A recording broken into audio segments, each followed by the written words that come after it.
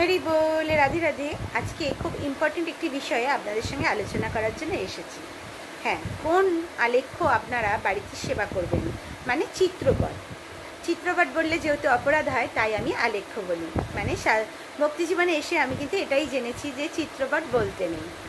তাই আলেখ্য, কোন আলেখ্যটি আপনারা সেবা করবেন। হ্যাঁ, প্রথমেই বলি, কোনো ধামের আলেখ্য নিয়ে এসে আপনারা সেবা করবেন। যেমন ধরুন মায়াপুর, বৃন্দাবন, যেখানে যেখানে প্রত্যহ সেবা অর্চনা ভগবানের নিয়মিত হচ্ছে, সেই সব স্থানের আলেখ্যই আপনারা এনে সেবা করবেন। তাহলে আপনারা যদি কোথাও কখনো বেড়াতে যান, ভগবানকে সেবা দিতে না পারেন, সেখানে কিন্তু প্রত্যহ সেবা হচ্ছে, তাই আপনার কিন্তু কোনো অপরাধ হবে না।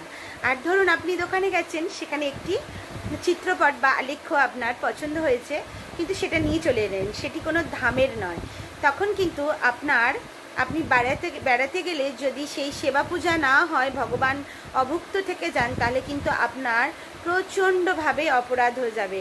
সেই সর্বদা মনে রাখতে হবে যে সেবা যদি আমাদের করতেই হয়, কোনো ধামের আলেখ্য নিয়ে এসেই যেন আমরা সেবা করি, তাহলে আমরা কোথাও বেড়াতে গেলেও আমাদের কিন্তু কোনো অপরাধ হবে না। হরি বল, রাধে রাধে।